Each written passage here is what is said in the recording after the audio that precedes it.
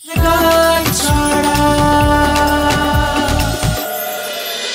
আজ মন থেকে বলছি ঘরে যে তুমি আমার যোগ্য উত্তরসূরি, এই সিংহ রায় পরিবারের যোগ্য বড়। আপনি তো এতদিন আমার জন্য অনেক কিছু করেছেন ম্যাডাম। আমি নির্দোষ এটা বিশ্বাস করে আমার পাশে দাঁড়িয়েছেন, বারবার আমার হয়ে প্রতিবাদ করেছেন। কিন্তু আজ আপনার মতন এত শিক্ষিত অভিজাত পরিবারের এক মহিলা নিজেকে ভেঙে নিজের পরিবারের সমকক্ষ বলে মনে করেছেন আমাকে।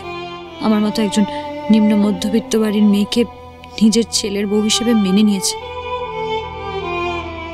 আমার তো আপনাদের মতন অত পুঁথিগত শিক্ষা নেই, তবুও আমাকে আপনি নিজের পরিবারের একজন মনে করেছেন, নিজের উত্তরাধিকারী মনে করেছেন। আমার কাছে এর চেয়ে আনন্দের সত্যি আজকে আর কিছু নেই। ম্যাডাম, আমি তো শুধু না, আজ থেকে আর ম্যাডাম নয়, এবার থেকে তোমার মুখ থেকে আমি শুধু মা ডাকটাই শুনতে চাই।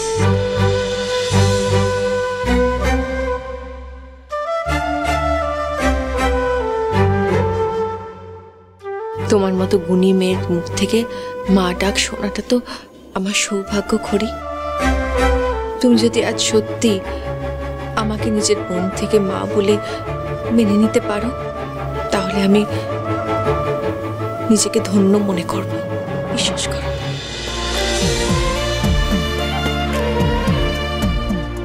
আজকের দিনটা তো আপনাদের ফ্যামিলির জন্য খুব স্পেশাল। আজকে যে শুধুমাত্র আপনারা কম্পিটিশন জিতেছেন তাই নয়, তার সঙ্গে আপনাদের ফ্যামিলির মধ্যে বন্ডিংটাও একটু স্ট্রং হলো, তাই না ম্যাডাম? হ্যাঁ, আপনি ঠিকই বলেছেন, সত্যি তাই। আর সেই জন্য তো আমি চাই না যে আমার পরিবারের উপর কোনোদিনও কারো নজর লাগুক। আমার ছেলে, আমার বৌমা, ওরা যেন সুখে শান্তিতে সংসার করতে পারে। এবার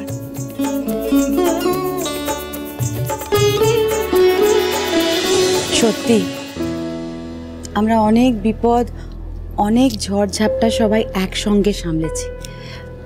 এখন শুধু চাই এক ছাদের নিচে আমরা সবাই আর কিছুটা সময় ভালোভাবে কাটাবো, তাই না বলো দিদি?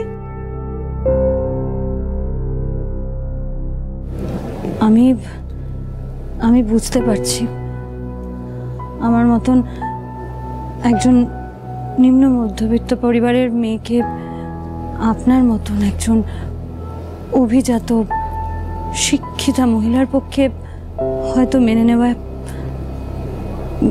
মেনে নিতে একটু অসুবিধা হয়েছিল। আর সত্যি তো আপনি তো আমাকে পছন্দ করে ছেলের বউ হিসেবে নিয়ে আসেননি। আমাদের বিয়েটা একটা দুর্ঘটনা ছিল, তাই আমার প্রতি আপনার যা ক্ষোভ, যা খারাপ লাগা, যা খারাপ ব্যবহার, সবটা আমি বুঝতে পারি। হয়তো কিছুটা স্বাভাবিকও।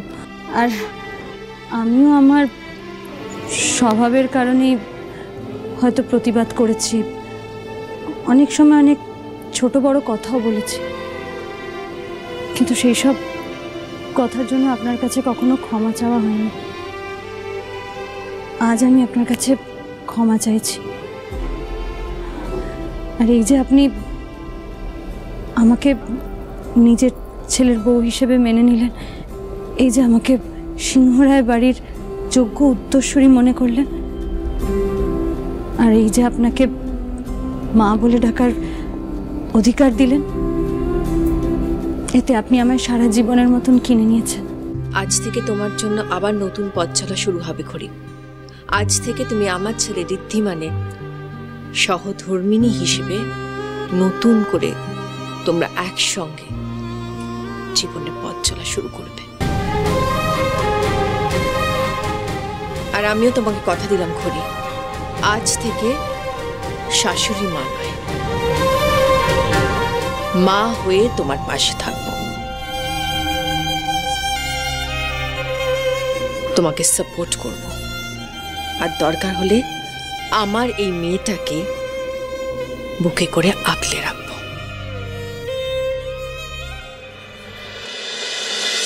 কে আপনি?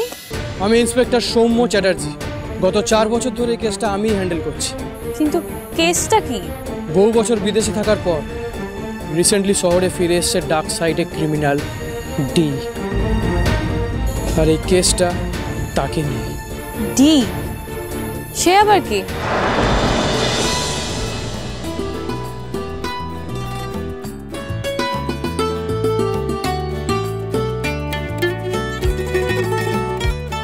কি সুন্দর দেখতে না?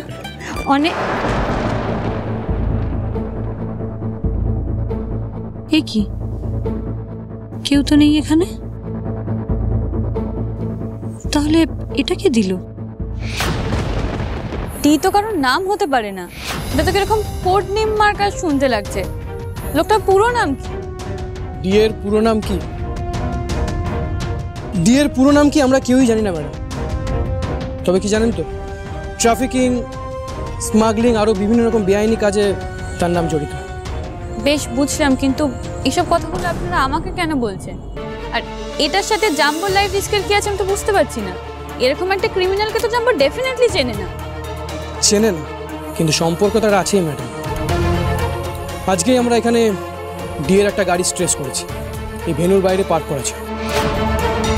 তাতে কিছু বেআইনি জিনিসপত্র আমরা পেয়েছি, কিন্তু তার মধ্যে যেটা সব থেকে ইম্পর্টেন্ট জিনিস আমরা পেয়েছি সেটা দেখাতে আপনাকে এখানে ডাকা।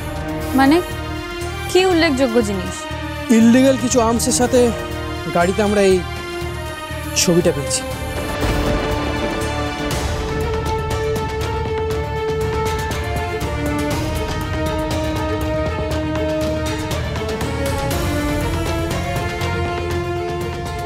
মেজদি আর জাম্বোর ছবি? এই ছবিটা ডি এর গাড়িতে পাওয়া গেছে বলে আমরা সাসপেক্ট করছি যে মিস্টার ঋদ্ধি সিংহ রায় এবং তার ওয়াইফ হরি সিংহ রায় ডি এর টার্গেট লিস্টে আছে।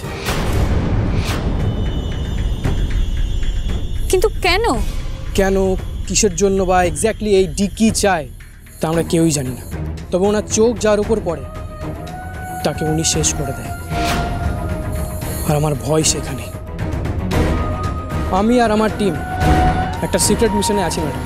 আজ অবধি এই ডি এর যত ইললিগাল অ্যাক্টিভিটিসের খোঁজ আমরা পেয়েছি, যে যে জায়গায় এই ডি গেছে, যাদের সাথে ডিলস করেছে আমরা জানতে পেরেছি, সবটার রেকর্ড আমরা তৈরি করেছি। আর যে কোনো মূল্যে এই ডিকে আমরা ধরতে চাই। কিন্তু আপনারা এই ব্যাপারে আমার সঙ্গে কেন কথা বলছেন সেটা বলুন। আমি ইন্সপেক্টর মিত্রর মুখে আপনার ব্যাপারে অনেক শুনেছি ম্যাডাম। ডিপার্টমেন্ট থেকে আপনাকে যে চাকরির অফার করা হয়েছিল আর সেটা আপনি হোল্ডে রেখেছেন, সেটাও আমি খুব ভালো মতন জানি। কিন্তু আজকে এই ঘটনার পর আমার মনে হয় আপনি আমাদের কাজে আসতে পারেন। তাই আমি নিজে আপনার সাথে এই ব্যাপারে কথা বলতে এসেছি। দেখুন আমি চাই এই শহর আর এই আপনার পরিবারকে ডি এর হাত থেকে বাঁচাতে। আর আপনি নিশ্চয়ই আপনার ফ্যামিলিকে প্রোটেক্ট করতে চান। সুতরাং আমাদের লক্ষ্য যখন এক, তখন কাজটা আমরা একসাথেই করতে পারি, রাইট? মানে সোজা কথায় আমরা চাই আপনি আমাদের ফোর্সে জয়েন করুন। আপনার কারেজ, আপনার ইন্টেলিজেন্স আমাদের টিমের কাছে একটা অ্যাসেট হয়ে থাকতে পারে। যেভাবে আপনি আগে বহু ক্রিমিনাল ধরতে আমাদের হেল্প করেছেন, সেভাবেই এই ডিকে ট্র্যাক করতে আমাদের হেল্প করুন। মনে রাখবেন, ডি যত তাড়াতাড়ি ধরা পড়বে ততই আপনার ফ্যামিলি মেম্বাররাও সেফ থাকবে।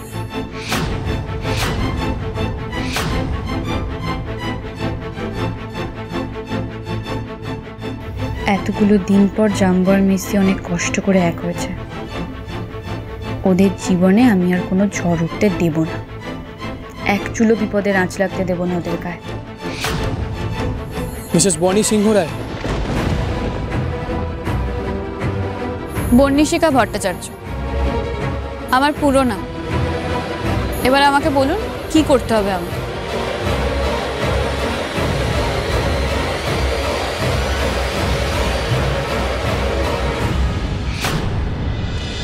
ম্যাডাম, আপনি এতদিন মডেলিংয়ে কেন আসেননি? আপনাকে আজ স্টেজে দেখেই কিন্তু বোঝা গেছে যে আপনার মধ্যে এই ব্যাপারে একটা ন্যাচারাল ট্যালেন্ট আছে। তাই তো সারা শহর আপনার রূপ, আপনার গ্ল্যামার দেখে আজ মুগ্ধ। সিংহরায়দের জেতার পিছনে আপনার অবদান কিন্তু অনেকটা। আপনি সিংহরায় জুয়েলার্সের নতুন মুখ। কিন্তু ম্যাডাম, এই ডিসিশনটা নিতে আপনার তো দেরি কেন হলো? এই প্রফেশনে আসার জন্য কিন্তু কি আপনার মনে কোনো হেজিটেশন কাজ করছিল? না, হেজিটেশন ঠিক ছিল না। আসলে সত্যি কথা বলতে আপনারা সবাই জানে অনেক সময় সঠিক পথ খুঁজে পেতে একটু সময় লেগে যায়। আমার ক্ষেত্রেও ঠিক তাই হয়েছে। আমি এতদিনে আমার প্যাশন খুঁজে পেয়েছি, আমি বুঝতে পেরেছি আমি কি চাই। আর এই মোমেন্টে দাঁড়িয়ে এর থেকে বেশি আমার কিছু চাওয়ার নেই, আর কোনো হ্যাপিনেস হতেই পারে না। আমি ভীষণ ভীষণ ভীষণ হ্যাপি। দুতির ওপর আমার বরাবরই ভরসা ছিল। After all she is my wife. আর রাহুল সেনগুপ্তর ওয়াইফ তো আর যে কেউ হতে পারে না।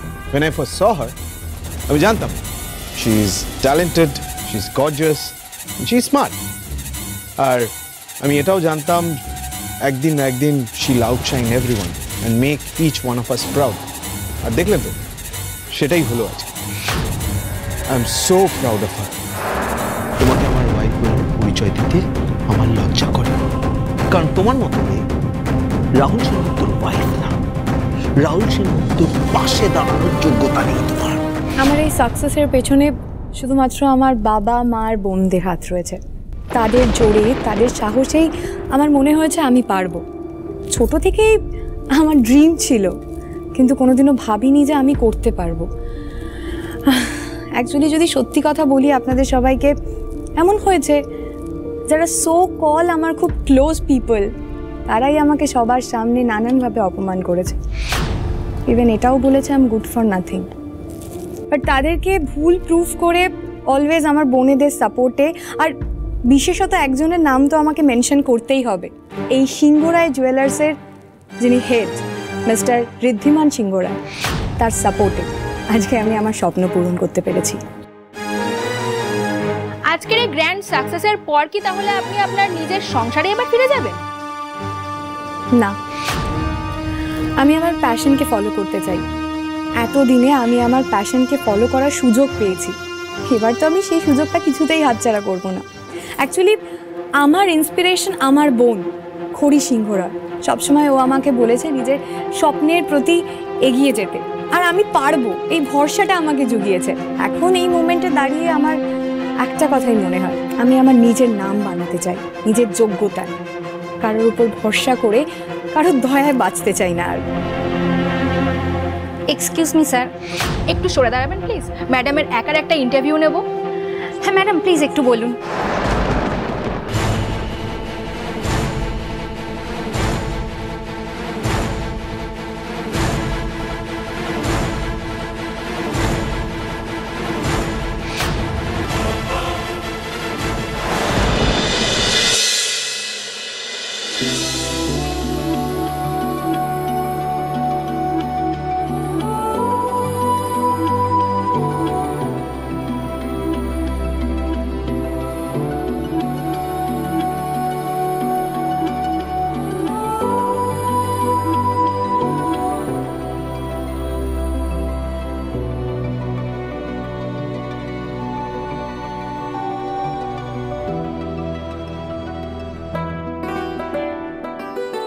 কি আপনি ফিরে এলেন যে? ওই কম্পিটিশনের পরে কি পার্টি ছিল, যাননি কেন ওখানে? থাক না।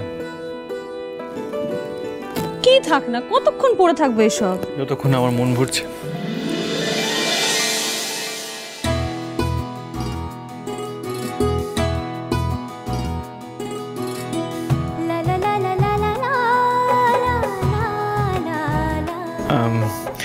না, ওই কম্পিটিশনে এত টেনশন হচ্ছিল, প্রথমে পার্টিসিপেট করা, তারপরে কম্পিটিশন জেতা,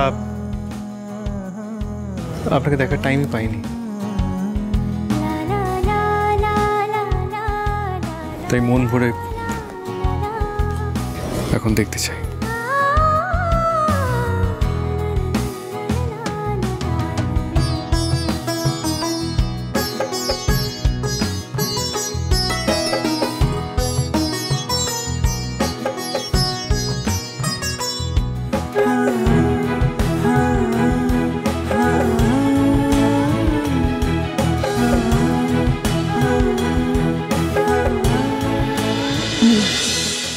শুনুন, এই গয়নাগুলো এগুলো খুব দামি গয়না আর অনেক পুরনো তো, এগুলো আমি ঠাম্মিকে দিয়ে আসি, আবার যদি গন্ডগোল হয়ে যায় তাহলে তো।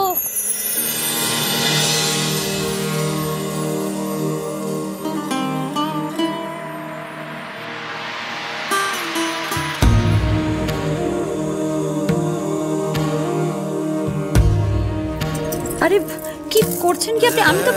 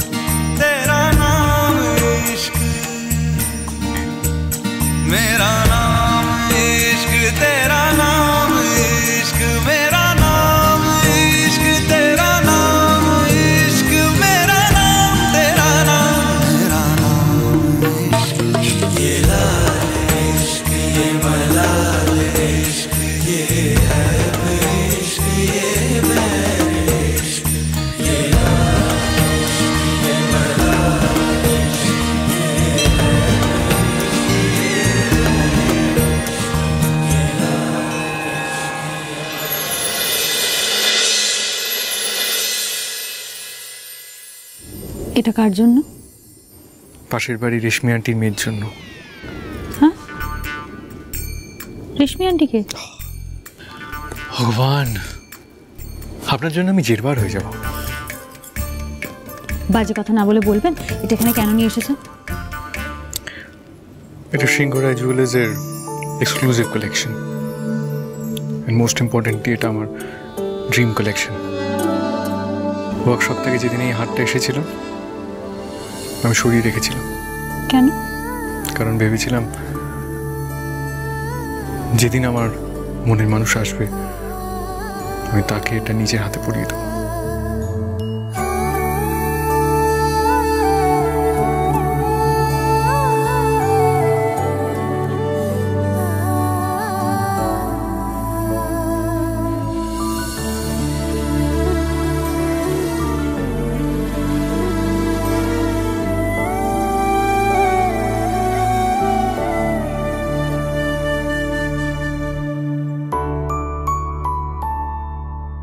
আর আজ আমার মনে হচ্ছে সেই মনের মানুষটাকে আমি খুঁজে পেয়েছি। কিন্তু কোনো কিন্তু নেই, আপনি শুধু আজ নয় অনেকদিন আগেই আমার মন জয় করেছেন। But I'm just bad at expressing, I guess. কোনোদিন প্রকাশ করতে পারিনি, ঠিক যেমন আমার রাগটাকে প্রকাশ করতে পারি, এটা পারিনি। তাই ভাবলাম এক্সপ্রেস করা উচিত, কারণ প্রকাশ করা উচিত, বোঝানো উচিত যে আমি কতটা আপনাকে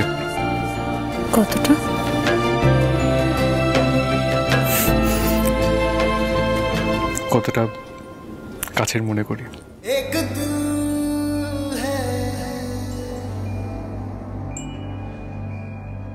एक जान है,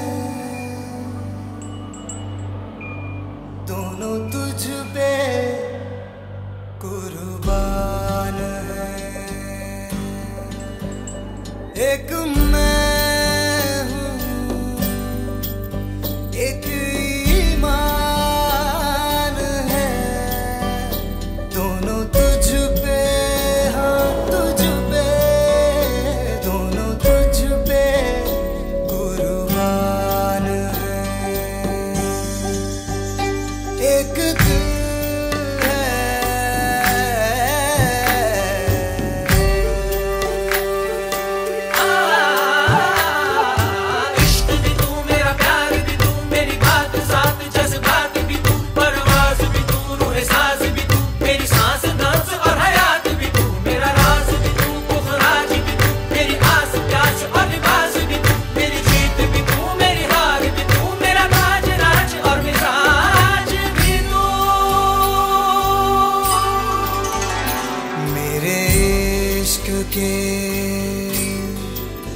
हर मकाम में, हर सुबह में,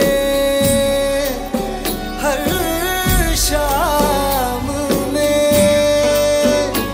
एक रुतबा है, एक शान है, दोनों तुझ पे, हाँ तुझ पे, दोनों तुझ पे कुर्बान है। एक दिल है,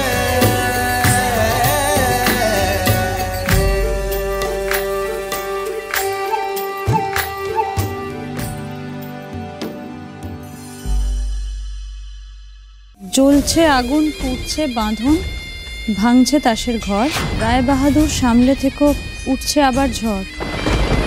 ডি হ্যালো, কি কি হয়েছে রিদ্ধি? মিস্টার দত্ত ছাড়া পেয়ে গেছে। কি? এমন একটা স্ট্রং কেস ছিল ওনার এগেনস্টে, এত এভিডেন্সেস ছিল, তা ওনাকে কে ছাড়াবে? উনি কি করে বেরোলেন?